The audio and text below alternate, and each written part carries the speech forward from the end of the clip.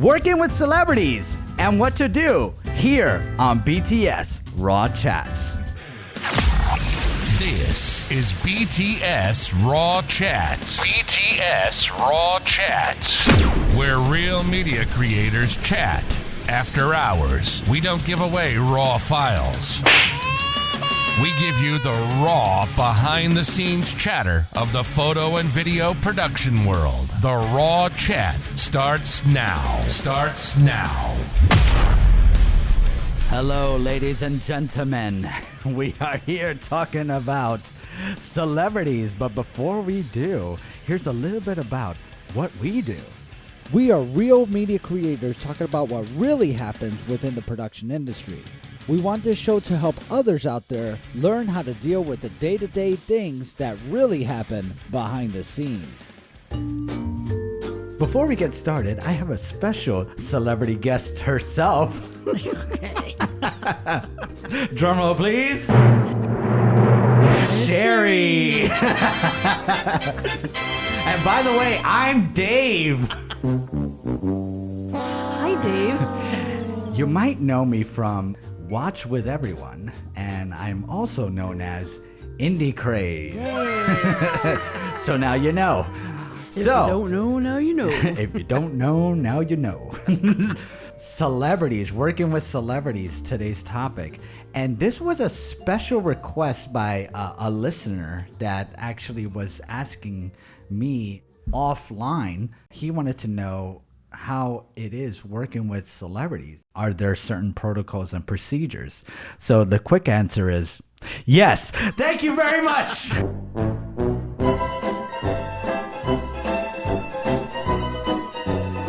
No. So I have worked with a handful of celebrities. I'll try to mention some so that they won't sue me, hopefully. But I think it's safe to say I'm flying under the radar on this one. But there is certain protocols and certain things that you have to do when working with a celebrity. Like cater to them? Absolutely. Cater to them as much as possible. Thank you, ladies and gentlemen. No, but I've had a laundry list of different celebrities that I have worked with. And some celebrities have requests that you need to meet before they approach the scene. It's the weirdest thing working with celebrities. Are they like ridiculous? Everything that you read about is absolutely true. Giving up the, red M&Ms and putting it in separate containers. Oh my God. There was one particular celebrity that we had to get Men's Health magazines in the actual room, have water, grapes, fresh fruit, all this platter of stuff, and it was actually Big Pun and David Ortiz. Men's Health magazine. They wanted Men's Health magazine and fresh fruit, and ironically, David Ortiz at the time he wanted like lotion. For some weird reason. And he wanted... Wait, lotion and a Men's Health magazine. Yes.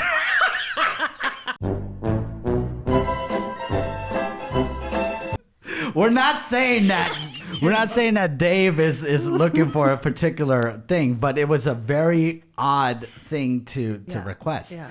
And at the time, it was working with MTV. We had to fall in line and get everything that we needed to do. We got everything. And guess what? They didn't use one thing except for Dave used the lotion. What's the joke?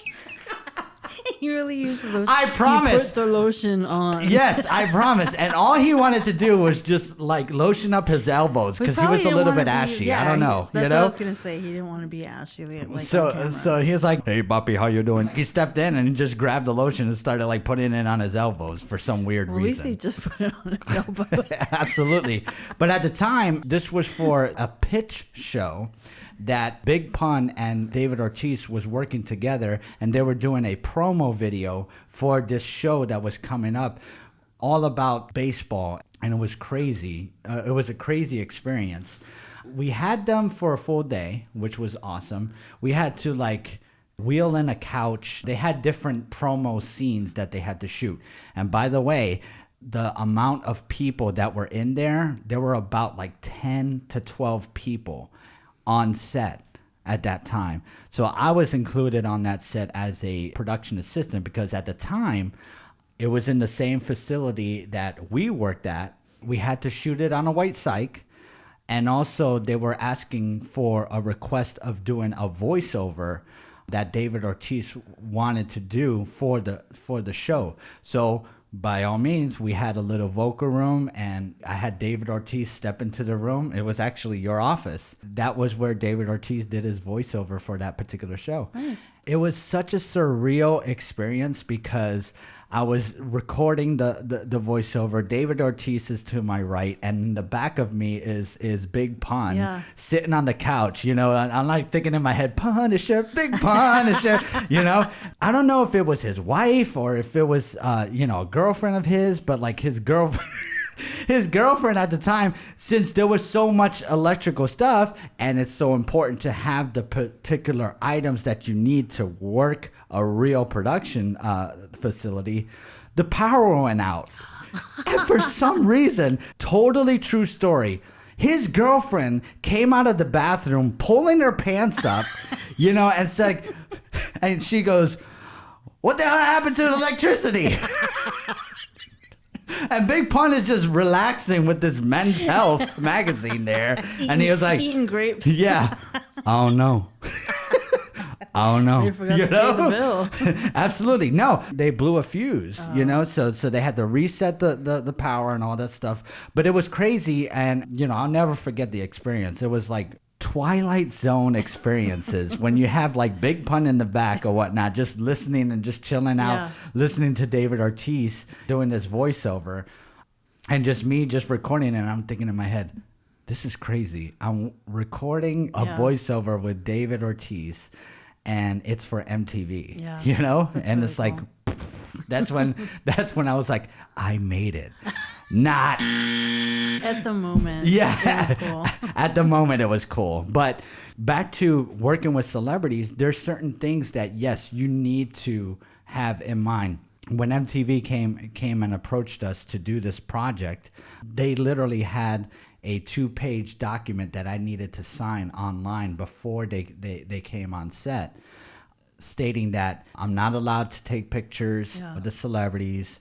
I'm not allowed to distribute that online because some of these celebrities, they record these events prior to the show to help them pitch the show. Sometimes these shows could go on for months just to build the branding and the story and to find out if that actually works. And you're not allowed to post anything online because if you do, it's going to ruin. I can't even imagine when the new Spider-Man movie came out, and at the time, I'm not going to ruin anything, but they were so secretive. Every celebrity was so secretive about who was going to be in the new Spider-Man and whatnot. They would get in major trouble if you expose what's going on. It's the same concept. Oh, here, working with celebrities that you have to be, like top secret. Exactly. No autographs. No photographies, no selfies with them and all that stuff. You leave them alone. Yeah. And a lot of people, like, they just can't handle that anxiety of like having your celebrity there and like, I can't take a picture, But I did a couple boo-boos at my time. Like, I was like, I'm gonna sneak in a couple photos. Like, I'm just fixing the C-stand. Chink, I had to document it myself so that way I have it later on in the future. I have worked with celebrities before. Here's what I could show you, but I don't make it public. That's the biggest thing. I don't make it public. I let people know that I have that background of working with celebrities, but I don't make it public. When people ask me, hey, who have you worked for? Then I'll make a list. So that way they feel comfortable that, hey, this person has worked with these people. I feel comfortable enough to work with them. Yeah. So tell me a little bit about your celebrity status. It's a little bit different than mine. Early on, when I was like 18 or 19, I think I was 18, I used to do hair. I went to the Bronx Beauty School. And for the first few years up until I moved to Florida, that's what I was doing. I used to work I worked for Revlon for a little bit. And then I was working in this really nice salon in Tribeca, which was right over where the Trade Center was. And Judge Judy used to come in. Hello? Wow. Like often. She used to come like every couple weeks. And this was right before she got her show. So this is like easily like 25 years ago. Wow. And but she's exactly how she is on TV. So, and I didn't have to cater to her. I mean, she was just cool people. But I don't think I really met any other celebrities. That's crazy. But so at the time, Like I'm trying to think, and I'm like, there's nobody that really jumps out. and there's some like for me, there's some celebrities that actually have that persona that they put out there, and then there's others like that literally counts down to get into that particular character. I'll elaborate on that particular celebrity because it's one of my biggest celebrities that I've ever worked with. Ooh. Right after this break. Sherry Elisa Photography specializes in beautifully styled modern portrait photography, offering professional in-studio photography services to all of Southwest Florida. Push creativity to the next level. Create custom themes that will complement every personality and style. On-site professional hair and makeup is also available. Our studio is conveniently located off US 41 and Boy Scout Drive, next door to the Sam's Club Plaza. Book your spot now with SherryElisaPhotography.com. Sorry about the cliffhanger there. I'm like sitting on the edge of my seat. Yeah. Now that we're back on break, I'm going to expose the celebrity that I've worked with, and that is Terry Bellera. Yes. Who that? Yes. Yes. The infamous What? Terry Bellera. Okay. If you don't know who Terry Bellera is, I'll give you a little clue. Well, you know something, brother. Of course it's wrestling. It was I Hulk know. Hogan. Hulk Hogan is the celebrity that I have worked with on a job. That's the person that I freaked out about because I'm a huge wrestling fan. Yeah. And one of my biggest, the person that I looked up to, yeah. Hulk From when you were Hogan. a little Hulkamaniac. So here's my story about Hulk Hogan. Oh my God. At the time, we were doing a promo of a certain tax write-off thing. It was the weirdest promotion that you could ever think of, right? This particular person or this producer were saying, oh, yeah, we have to get ready for everything. When Hulk comes in, I was like, Hulk? You know? So at the time, all the cameras set, all the audio stuff going on, and I set that up, but I didn't know who I was filming. Mm-hmm. We were just doing little promos because we didn't know if that celebrity was coming in the studio. So we had everything set up, and long and behold, somebody had a phone call, and they're like, oh, he's around the corner. My heart literally dropped. Oh my God. Okay? I ran outside and I like poked my head out and I see this red Mustang Oh my God. pulling up, okay? No, it's not. No, it's not. No, it's not. You like turned into like a little boy, a little Yeah, kid. yeah. Oh my No, God. it's not. No, it's not.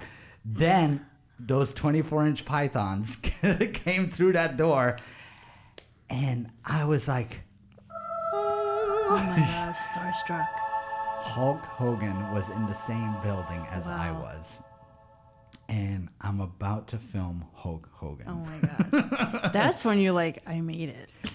Yes, that's when I was like, I made it. But it was the saddest thing that I've ever experienced in my life because at the time, Hulk was doing this persona of Hulk Hogan with The boa. The boa. Mm-hmm. Yeah, he would put the boa on. I saw the boa. And he brought in the boa in a Walmart bag. I'm like, oh my God, it's the boa. You're like, he shops at Walmart. Yes, it's the boa. And he's like, yeah, you know, he was very like, he was a little bit energetic at the time when I was doing this project. Nick had his car accident. Oh yeah, I remember that. He was in the middle of a divorce, and all this stuff was happening to him personally. I think that was in the middle of that Bubba the Love Sponge episode where he was, you know, had that sex tape come out and all that stuff. So I he forgot wasn't about at that. the Yeah, 'cause I used to watch the. Yeah. their reality show that they had too. Right. He wasn't in the right mindset. And at the time, the show, had gotten canceled. He did these random things. And if you notice that most of these celebrities, when their celebrity status goes down, they do these weird commercials like life insurance, you know what I'm saying? Or Ben Gay, like with Shaq, Well, Hogan ran into the same problem where he's doing like tax evasions things with us. The weirdest thing. But hey, I don't give a crap. I'm working with Hulk Hogan. His morale was a little bit down, but as the day progressed, he opened up more and more and more, and he felt more comfortable around that environment. And obviously this was less controlled than MTV. But he felt comfortable because he was friends with the other producer that was in there. And that's why he was helping, because obviously he wants a payoff, because at the time he was going through so much financial trouble. Yeah. And so he was using his celebrity for profitable things. I don't even know at the time if he wasn't even allowed to do the Hogan character. Going back to the countdown thing, when Hogan finally got in front of the camera, they wanted him to do the Hulk Hogan character. And if you don't know, his real name is Terry Bellera. He was in front of the camera, and he literally, I have this on video, but I will not expose it to anyone out there. I don't see it. I'll show it to you. But he literally counts down to get into the Hogan character. Oh, okay. So I'm like, okay, ready? And we're speeding. And then he's like, all right, 3, 2, 1. Well, you know something, brother. I'm like, oh my God, this dude counts down to get into the Hogan character. Well, you So I never knew that. You had to get in that frame of mind. I Absolutely. guess, But when the camera was off, Terry was a totally different person. It was sad because it looked like a prized horse. Yeah. You know what I'm saying? That got broke down. He was wobbling around, Yeah. and like we had to pull out a chair so that way he could relax and just chill out. But I did a no, and I had all these items that I wanted him to sign. And he was like, oh God, here we go. But he was cool. Normally you don't do that when working with celebrities, but this was like pushing it. This was like the only opportunity that I had have a wrestling idol. Yeah, you know what I'm saying? There that I've like watched every match that he's done. And it was crazy because he was engaging with me and everybody else, and he's always talking about, for some weird reason, his match with Andre the Giant and how he popped his hip when he was lifting up Andre for the famous slam in WrestleMania. Mm-hmm. And I was like thinking in my head, oh my God, this is so freaking awesome. But at the same token, I felt sad. I felt bad for him because like here he is, like a celebrity, and he's a product. Most of these celebrities are products, and they use these celebrities for profit because it's a different punch coming with a celebrity versus a normal person. Yeah, and you got to understand that. But the last interaction that I had with Hogan wrapped up. Him and I shook hands. You touched him. Yeah. Him and I shook hands, and he was like, "All right, brother." And then all of a sudden, he didn't let go of my hand. You're like, I could stay here with you like this forever. And then I'm like, "Oh, thank you so much. Thank you so much." He pulled me and clotheslined me, and then he said, "I pulled that with Macho Man Randy Savage in 1989." I'm like, you like your heart's like pitter patter. I'm like, I got attacked by Hogan. Oh my God. And I liked it.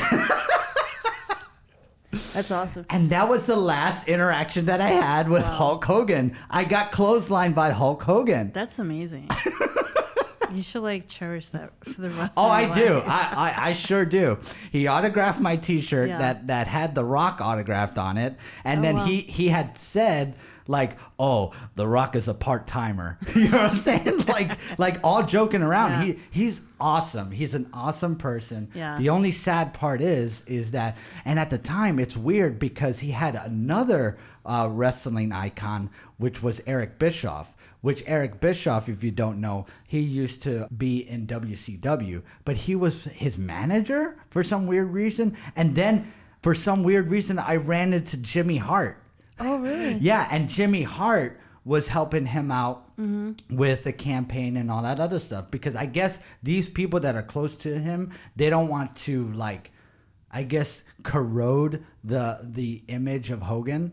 It was a wild experience to be around, you know, that type of celebrity because, icon. yeah, because they cater to his Yeah. image and make sure that he's Oh yeah, on point. I used to love when I was little. I mean, not anymore.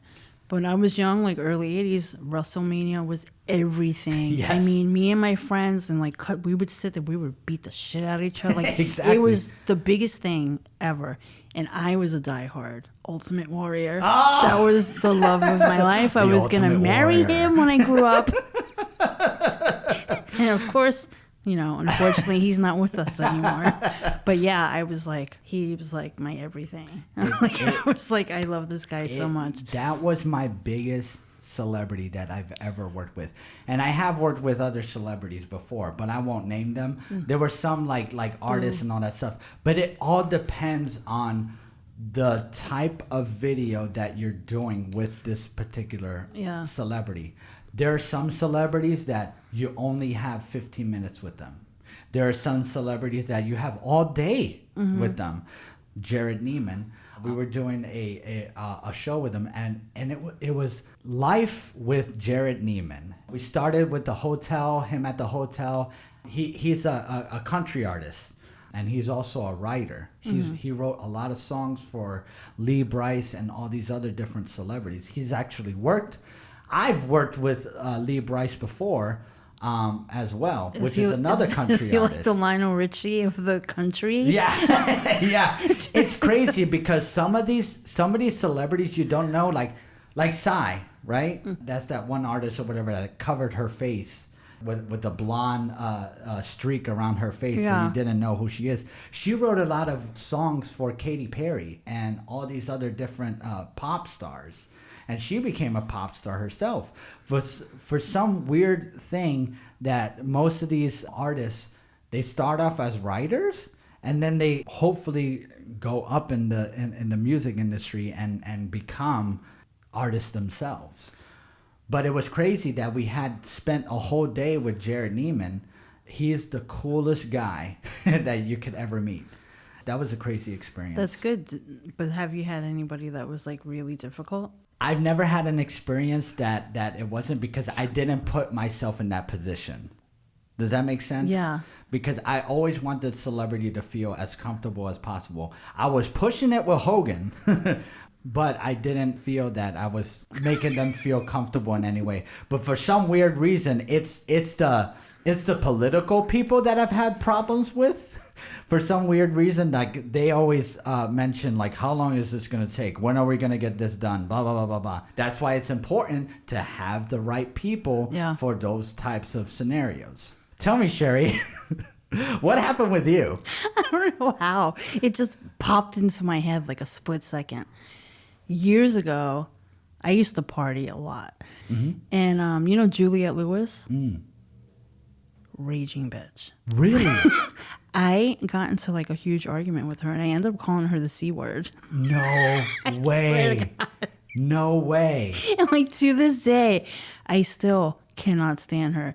And just the other day, I think she has something new, some show or something, and I've been seeing her a lot on TV, and I'm like, I still cannot stand her because she was such a bitch. And I think it was because I might have asked her for like, I don't know, maybe an autograph or a picture. I don't remember. We were drinking a lot. So, but she was like dead set against it. And she started to be like argumentative and just kind of be like real rude. You're not that great. You know what I mean? And she just kind of like was like being the stuck up hoity-toity can't take the time to even acknowledge. And I was like, something, and I remember calling her the C word, because I remember my boyfriend at the time, he was like dying laughing. He's like, you just called Juliette Lewis the C word. And then that's it. I don't know. She left.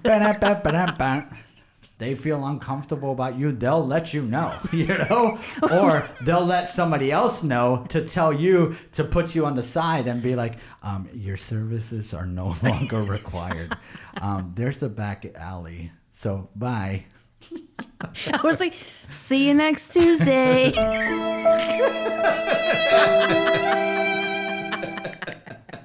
So with that, here are 3 recommendations. Our first recommendation is how to work with celebrities. There's a little video on that. Second is 3 things I've learned from working with celebrities. And the third and final one is I was a celebrity personal assistant. My best stories. So it's a little insight of how other people have dealt with celebrities in a different light, whether it be an assistant to a celebrity or working behind the camera. Right. So there you go. So what is the point of this show?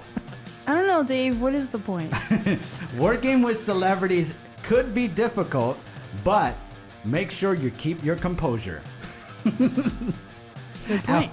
And with that, we will say farewell. And don't forget to like, share, and subscribe. And also leave a comment below. We would love to read your comments. So long, Michael.